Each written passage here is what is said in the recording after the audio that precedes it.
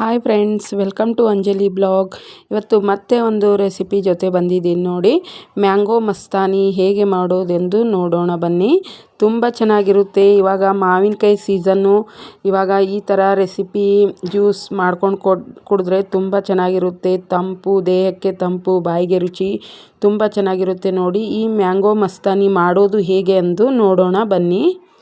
ಇವಾಗ ನೋಡಿ, ನಾನು ಮಾವಿನ ಹಣ್ಣು ತೊಗೊಂಡಿದ್ದೀನಿ. 5 ಮಾವಿನ ಹಣ್ಣು ತೊಗೊಂಡಿದ್ದೀನಿ. ನೈಟೆಲ್ಲ ನೀರಲ್ಲಿ ನೆನೆಸ್ಕೊಂಡು ಇಟ್ಕೊಂಡಿದ್ದೀನಿ. ಯಾಕಂದರೆ ಮಾವಿನ ಹಣ್ಣು ತುಂಬ ಗರಮ್ ಇರುತ್ತೆ, ಅದಕ್ಕೆ ಸ್ವಲ್ಪ ನೀರಲ್ಲಿ ನೆಂದರೆ ಚೆನ್ನಾಗಿರುತ್ತೆ ಅಂತ ನೈಟೆಲ್ಲ ನೀರಲ್ಲಿ ನೆನೆಸ್ಕೊಂಡು ಇಟ್ಕೊಂಡಿದ್ದೀನಿ ನೋಡಿ. ಚೆನ್ನಾಗಿ ತೊಳ್ಕೊಂಡು ಇವಾಗ ಕಟ್ ಮಾಡ್ಕೊತಾ ಇದ್ದೀನಿ ನೋಡಿ.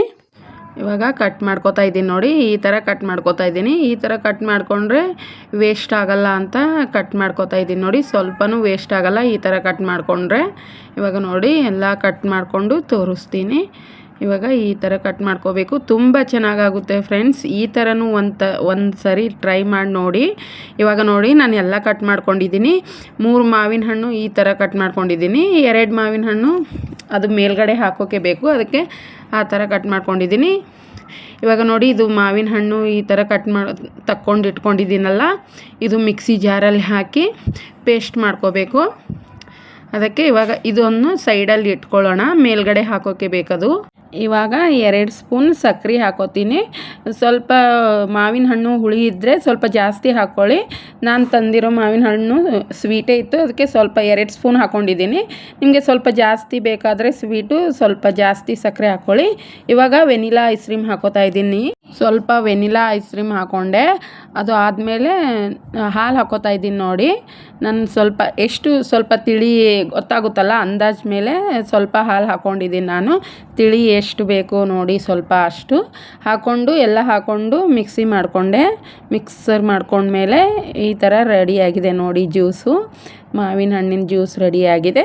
ಇವಾಗ ಗ್ಲಾಸಲ್ಲಿ ಹಾಕ್ಕೊಂಡು ತೋರಿಸ್ತಾ ಇದ್ದೀನಿ. ಸ್ಮೂತು ಪೇಸ್ಟ್ ಮಾಡ್ಕೋಬೇಕು. ಆದಮೇಲೆ ಇವಾಗ ಮೇಲ್ಗಡೆ ನಾವು ಮಾವಿನ ಹಣ್ಣು ಕಟ್ ಮಾಡ್ಕೊಂಡು ಇಟ್ಕೊಂಡಿದ್ದೀವಲ್ಲ, ಅದು ಹಾಕೋತಾ ಇದ್ದೀನಿ ನೋಡಿ. ಹಾಕ್ಕೊಂಡು ಮೇಲ್ಗಡೆ ವೆನಿಲಾ ಐಸ್ ಕ್ರೀಮ್ ಹಾಕೋತಾ ಇದ್ದೀನಿ. ನನ್ನ ಹತ್ರ ವೆನಿಲಾ ಐಸ್ ಕ್ರೀಮ್ ಇತ್ತು, ಅದಕ್ಕೆ ವೆನಿಲಾ ಐಸ್ ಕ್ರೀಮೇ ಹಾಕೋತಾ ಇದ್ದೀನಿ. ತುಂಬ ಚೆನ್ನಾಗಿರುತ್ತೆ. ಒಂದು ಸರಿ ಈ ಥರ ಟ್ರೈ ಮಾಡಿ ನೋಡಿ ಫ್ರೆಂಡ್ಸ್.